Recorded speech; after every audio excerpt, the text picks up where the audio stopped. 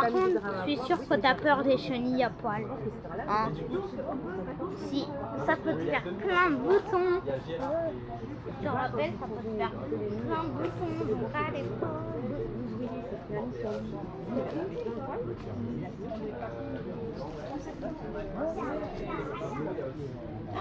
Là, non, mais si tu veux, je pense que c'est pour ça que tu vas faire qu'on en parle quand même. Après, je sais pas si tu dis, mais moi je trouve qu'il faut quand même reprendre au centre. C'est chouette. Ah oui. Voilà les arbres qui sont doux. C'est là, c'est l'avenir, ça, Nous sommes à devant la Chartres. chambre de métier qui va être abattue prochainement d'un projet immobilier de 37 logements qui donne sur la courtille avec 38 logements en complément qui donneront de l'autre côté vers la rue. Ah ouais, c'est vrai, tout à fait. Hein. La fraîcheur, mes amis. Est-ce que vous sentez la fraîcheur? Ces arbres sont dans un périmètre qui s'appelle ensemble boisé classé au sens du règlement du PLU. C'est-à-dire qu'on ne peut pas y toucher. Hein. On ne peut pas y toucher sauf de demandes très particulières, des autorisations très particulières pour qu'il y ait vraiment une raison. Là, il n'y a aucune raison de les... Non, mais avant de construire des mètres carrés de logements neufs, il faut peut-être réhabiliter les logements vacants. Il y en a un bon millier sur Chartres. Il faut construire dans des parcelles vierges. Il y en a encore quelques-unes à Chartres. Et surtout, laisser peut-être construire des nouvelles résidences, mais limitées en hauteur, limitées en emprise et en profondeur. Or, le PLU de Chartres, qui est le règlement qui gère tout cela, ne donne aucune contrainte, ce qui fait que les promoteurs construisent un maximum de mètres carrés au détriment des cœurs d'îlots et des jardins. Donc à terme, on va vers la suppression de tous les, enfin de beaucoup de jardins et d'îlots à Chartres, qui sont aujourd'hui quand même des îlots de fraîcheur, comme on le ressent à l'instant. Merci beaucoup. Dans le terrain donc, où sera démoli le bâtiment, il y a de grands arbres, et ces grands arbres sont inclus dans un espace boisé classé. Donc si vous regardez le plan du PLU, il est clairement indiqué que ces arbres sont classés. Ces trois arbres. L'ensemble des jardins de ces belles maisons derrière font un ensemble boisé qui se termine en pointe. Et sur les EBC, on n'est pas censé agir sans autorisation. Olivier très Barbu, conseiller particulière. municipal à Chartres. Et l'urbanisme en fait a un espace boisé classé, comme vient de le dire Patrick à l'instant, au titre du L113-2 du Code de l'urbanisme, pour être tout à fait précis. Le classement interdit tout changement d'affectation ou tout mode d'occupation du sol de nature à compromettre la conservation, la protection de ces boisements. Donc c'est strictement interdit d'abattre ces arbres. Historiquement, il y a eu un permis de construire délivré pour la construction d'un ensemble résidentiel de 2 bâtiments contigus comprenant 37 logements. Et dans le dossier du permis de construire accordé, on dit qu'il y a un espace boisé classé, mais on ne parle ni d'abattage ni de conservation. Et quand on regarde le plan de ce projet, on s'aperçoit que les parkings souterrains qui vont être construits sous les logements vont creuser dans ce carré d'arbres sur 3 côtés à 3 mètres de profondeur. On peut penser que creuser sur 3 mètres de profondeur sur plus de la moitié de la circonférence, dans des arbres de ces tailles qui ont certainement des racines très profondes et très larges, ça va les gêner. Ça va les blesser, ça va probablement les tuer. Le même promoteur a déposé une déclaration préalable pour demander une autorisation. En réponse à cette demande, il y a eu des avis divers. Si vous avez la liste là, tous les gens concernés ont été sollicités, mais personne ne s'est opposé à cet abattage. Il est dit à la fin de cet arrêté, d'autres arbres doivent impérativement être replantés. On ne sait pas lesquels, on ne sait pas. Donc il n'y a pas d'affichage. Et là, c'est pour l'instant, il n'y a pas de là, il y a un article de loi qui dit clairement qu'il faut afficher. Alors, il y a donc 2 promoteurs. Il y a un promoteur privé qui s'appelle M. Bourguignon, qui donne une adresse à Paris pour le permis de construire, et qui, pour l'abattage, donne une adresse à Chartres, qui est la même adresse que Chartres. C'est assez étonnant parce que Chartres Développement Immobilier est co-maître d'ouvrage pour les logements à hauteur de 40%. On peut dire que c'est un projet privé, sauf qu'il est un petit peu financé par Donc c'est charte de développement et nation. Voilà. Qui est Tout à présidé fait. par Madame Frelon. Voilà. Ah oui, je croyais que c'était monsieur Massu. Non, monsieur Messi, c'est Charte aménagement. charte aménagement. On s'y Ah oui. perd, on s'y perd. D'accord. Hein. Ah oui, Il y a une note de passage dans le permis de construire où il est dit à la fin les espaces libres comprennent l'espace boisé. Vous voyez que pour le permis de construire, charte développement immobilier, maîtrise d'ouvrage, et puis le promoteur qui s'appelle CGIPI, qui est un des Il données faut sursoir à l'abattage parce que celui-ci doit survenir, on ne sait pas, oui, avant la fin de la semaine. C'est pourquoi nous sommes ici. On Oui. parle du vin. C'est une Il y a une entreprise qui va entité, Il va y avoir un déjà, ordre de service auprès d'une entreprise. L'ordre sera donné par le porter un recours au tribunal. Il faut trouver un porteur éligible qui a intérêt à agir. Il aurait L'objet, fallu que ce soit un riverain, par exemple. tous les frais de justice sont payés par Chartres sur nos deniers au tribunal avec un porteur reconnu. On s'est dit qu'il fallait faire quelque chose. Donc on porte un recours gracieux qui a été posté avant-hier en recommandé à la mairie, au promoteur, avec copie au préfet. Copie à madame la préfète parce que quelque part, dans le circuit des décisions, il y a eu des...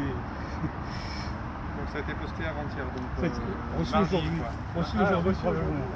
aujourd'hui. On m'a parlé de 48 heures à la poste. Donc ces recours arrivent aujourd'hui. On indique des défauts, des non-respects de loi. C'est à la mairie. C'est à la mairie de faire respecter la loi, c'est ça quoi. Ah oui, Mais là, la mairie est à la fois porteuse du projet et instructrice, ce qui rend les choses à la fois plus simples et quand même plus... Parce que lorsque c'est un espace boisé protégé, effectivement, ça sanctuarise le patrimoine végétal, mais théoriquement, le projet doit être aussi regardé pour qu'il ne porte pas atteinte aux arbres présents, départ, ça aurait y compris à leur réseau racinaire, ce qui conditionne leur bonne santé dans l'avenir.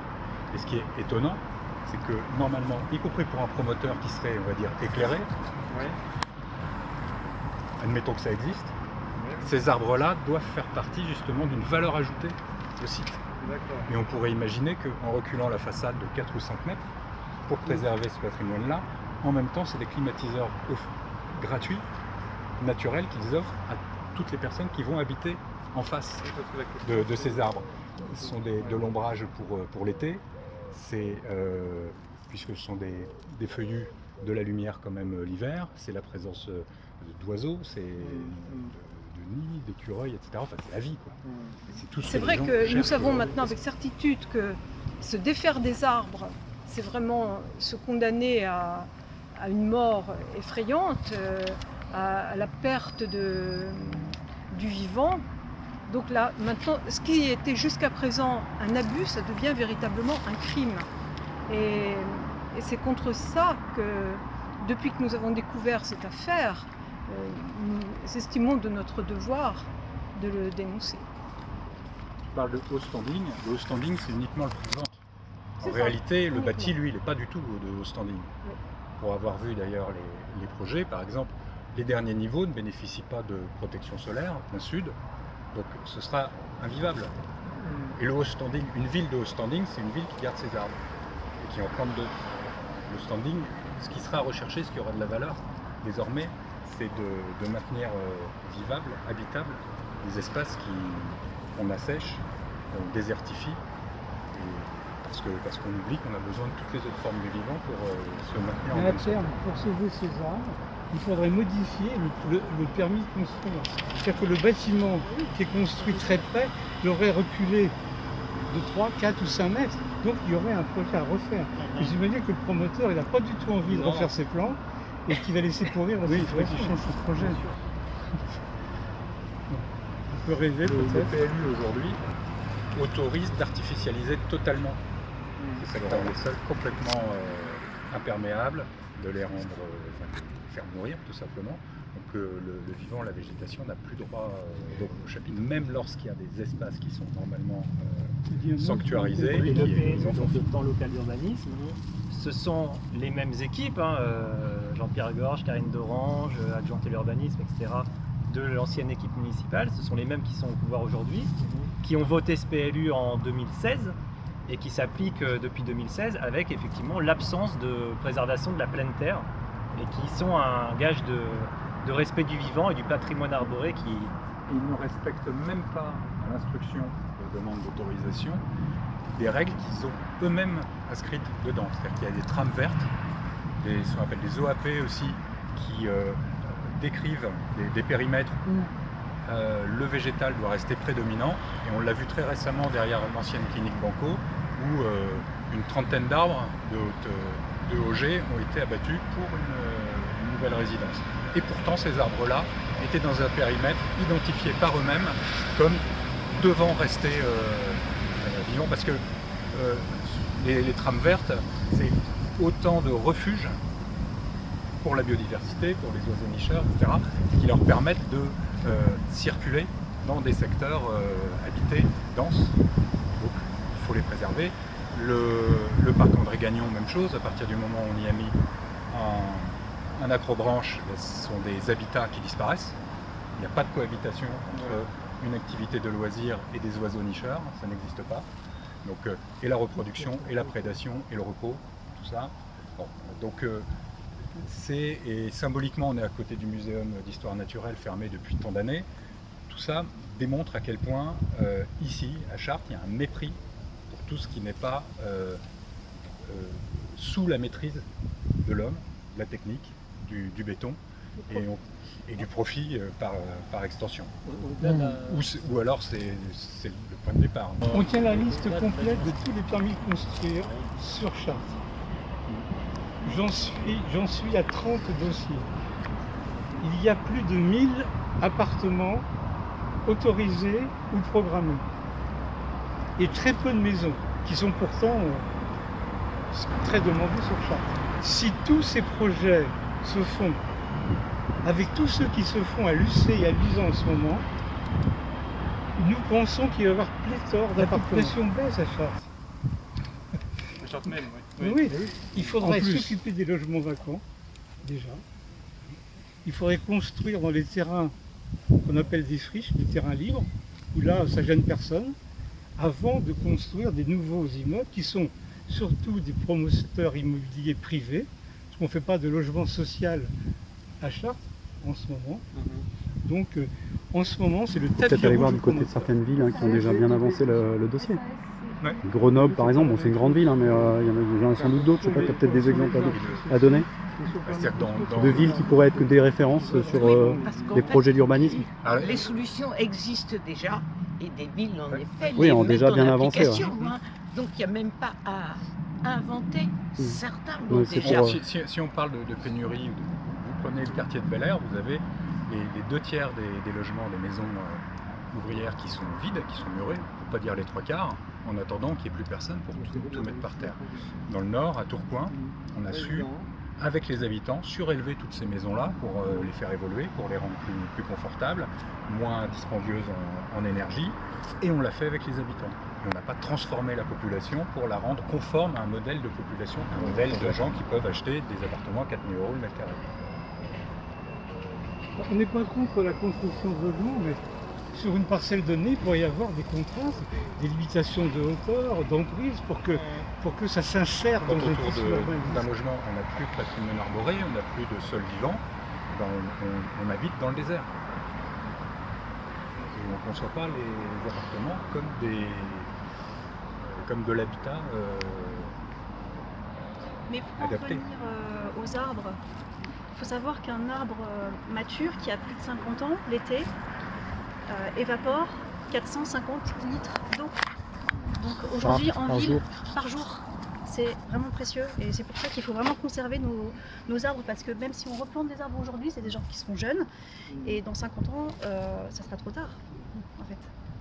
Donc un arbre, c'est vraiment un climatiseur. Déjà si les arbres prennent. Oui, si les arbres prennent. Le problème, c'est que les jeunes arbres à Chartres se meurent. Il faut les voir, il faut les regarder, place des Halles. Certains ont déjà été remplacés. Donc je pense qu'on a intérêt à sauvegarder ce qui existe. Les vieux ont le racinaire à l'époque où les sols étaient plus vivants. Et donc aujourd'hui ils se débrouillent pour aller chercher assez loin, y compris en en symbiose avec des réseaux de champignons, etc., qui vont chercher encore plus loin que de mycorhizes. Et les nutriments et l'eau, ce qu'un jeune arbre est incapable de faire, on est obligé de le mettre sous perfusion. Et en général, il reste sous perfusion et grandit peu. Hein. C'est ce qu'on a vu sur les boulevards où en fait on a déjà des arbres en jardinière. Les jardinières sont en sous-sol, mais ça reste des arbres en jardinière. Et donc ils n'apportent pas tous les bénéfices que des arbres en sol vivant peuvent fournir et qui sont vitaux.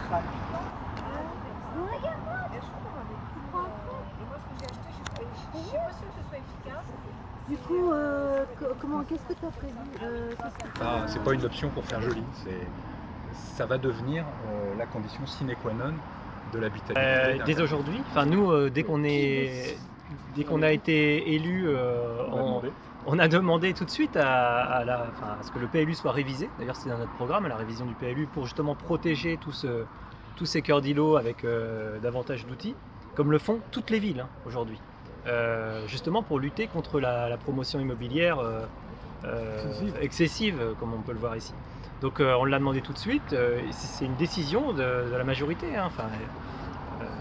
Malheureusement, cette majorité n'a aucune envie de réviser son PLU, qui lui va bien, puisqu'il permet de faire... Il y a une obligation de combien d'années de réviser? Il n'y a pas d'obligation. Il y a une obligation de faire un bilan tous les 6 ans. Donc là, normalement, il devrait faire un bilan. Mais il n'y a pas de bilan de programmé, en tout cas. Sachant qu'il y a minimum 2 ans de révision derrière. Donc, c'est bien une volonté de ne pas réviser, de la part de la majorité. Dans tous les cas, comme la dernière fois, mais ce sera un enjeu majeur dans 4 ans des élections.